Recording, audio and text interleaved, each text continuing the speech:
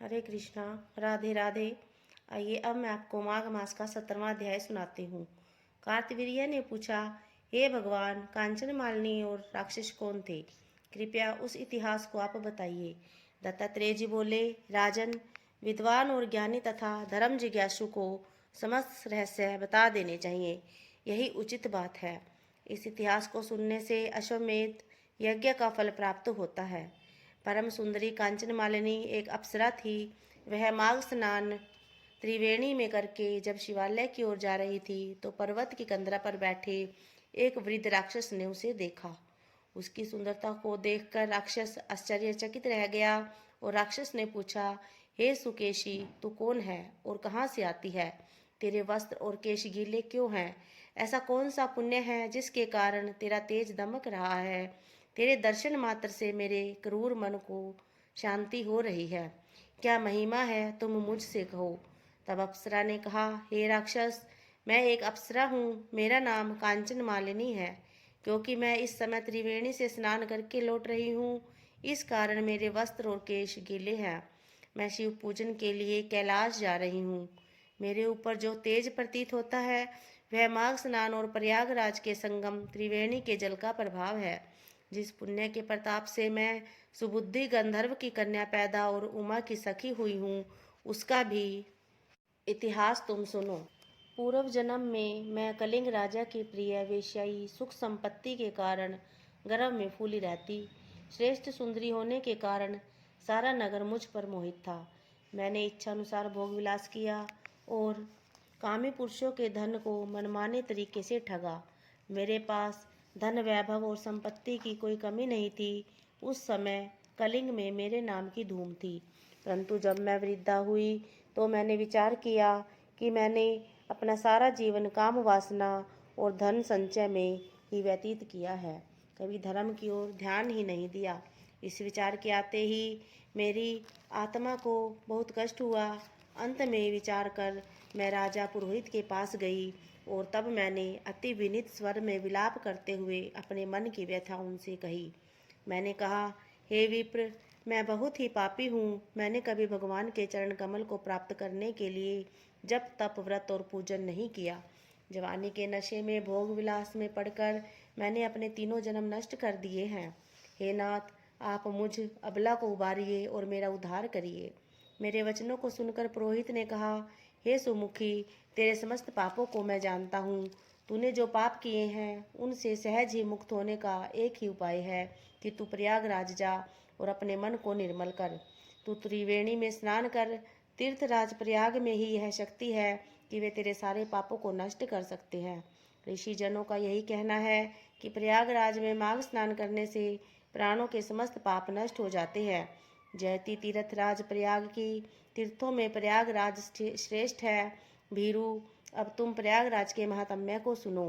पुराने समय में देवराज इंद्र ने जब काम से पीड़ित होकर गौतम की परम सुंदरी पत्नी अहिल्या के साथ पापाचार किया तो क्रोध में भरकर ऋषि ने इंद्र को शाप दिया।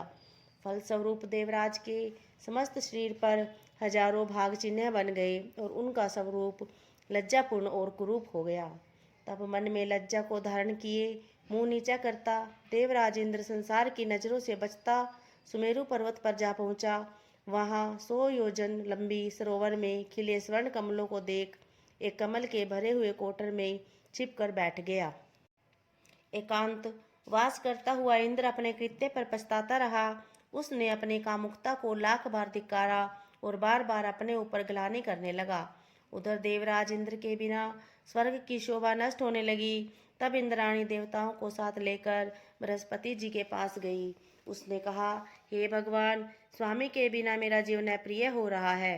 कृपा करके आप ही बताइए, स्वामी कहाँ हैं? हे नाथ, आप मुझ पर और देवताओं पर दया करके इंद्र का पता बताएं। बृहस्पति जी बोले, हे सुभगे, तेरे पति इंद्र ने बिना सोचे विचारे जिस महान पाप को कर डाला है उसकी लज्जा से ही वह एकांतवास कर रहे हैं। इंद्र ने मद में आकर कर्म कुकर्म का विचार नहीं किया। उस दशा में वह क्षय करने वाले घृणित और प्रकट कुकर्म पर बैठा है। चलो मैं तुमको वह स्थान बताता हूँ जहाँ इस समय इंद्र छिपा बैठा है। तब बृहस्पति जी समस्त देवताओं और इंद्राणी शची को साथ लिए उस सरोवर के पास गए। वहां बृहस्पति ने इंद्र को समझाया। तब इंद्र को अपने स्थान से बाहर आना पड़ा। गुरु के सामने आते समय उसका मन ग्लानि से भरा था। वह अपने कुरूप पर लज्जित था और मन ही मन पछता रहा था। उसके नेत्र नीचे की ओर झुके हुए थे। उसने लपक कर गुरु के चरण पकड़ लिए और आंसू बहाते हुए कहा, हे देव, मैं तुम्हारी शरण में हूँ, मेरी रक्षा करो। मुझे ऐसा उपाय बताओ जिससे मैं इस पाप से मुक्त हो सकूं। हे नाथ, मैंने बिना सोचे समझे जो भी अपराध किया है उससे आप ही मुक्त कर सकते हो। मैं आपकी शरण में हूँ। इंद्रदेव के इन वचनों को सुनकर देवगुरु बृहस्पति जी ने कहा, हे देवराज, तुमने महान दुष्कर्म किया है, परंतु इतने दिन एकांतवास करते हुए तुमने अपने कर्म पर पछतावा किया है। इसलिए तुम्हारे पाप को नष्ट करने का उपाय मैं बताता हूँ। इस शाप से मुक्त करने की कोई शक्ति त्रिलोक में नहीं है। ब्राह्मण का श्राप नष्ट नहीं हो सकता, परंतु उसका स्वरूप अवश्य बदला जा सकता है। समस्त पाप तीर्थों के स्नान के द्वारा ही नष्ट होते हैं। समस्त तीर्थों में प्रयागराज श्रेष्ठ है, इसलिए तुम हमारे साथ चलकर प्रयागराज तीर्थ पर त्रिवेणी स्नान करो। वहां निश्चय ही तुम्हारे पाप नष्ट होंगे। तब इंद्र उनके साथ प्रयाग गया और त्रिवेणी में स्नान किया। उसके समस्त पाप तुरंत नष्ट हो गए। तब बृहस्पति जी ने इंद्र की बुद्धि निर्मल जानकर आशीर्वाद देते हुए कहा, हे इंद्र, ऋषि के श्राप से तेरे इस शरीर पर जो हजारों भग चिन्ह है वो नेत्र बन जाए। तभी से इंद्र के हजारों नेत्र हो गए हैं। हे सुनयन, जिस प्रकार इंद्र त्रिवेणी में स्नान करने से निष्पाप हुआ, उसी तरह तेरे भी वहां स्नान करने से पाप नष्ट हो जाएंगे। तू भी वहां जाकर स्नान कर। उनकी बात मानकर हे राक्षस, मैं प्रयागराज गई और मैंने त्रिवेणी की पवित्र धारा में स्नान किया। उन दिनों माघ मास था। 3 दिन के स्नान से मेरे समस्त पाप नष्ट हो गए। शेष 27 दिन के स्नान का मुझे दिव्य फल मिला। मैं पार्वती जी की सखी बनी हूँ। अब भी मुझे पूर्व वृत्तांत याद है और वहां से ही लौट रही हूँ। तो यह था माघ मास का 17वां अध्याय। जय श्री राधे, जय श्री कृष्णा। अगर आपको हमारी यह कहानी पसंद आई तो वीडियो को लाइक करें और ऐसी नई नई कहानियाँ सुनने के लिए हमारे चैनल को सब्सक्राइब करें। हरे कृष्णा, राधे राधे।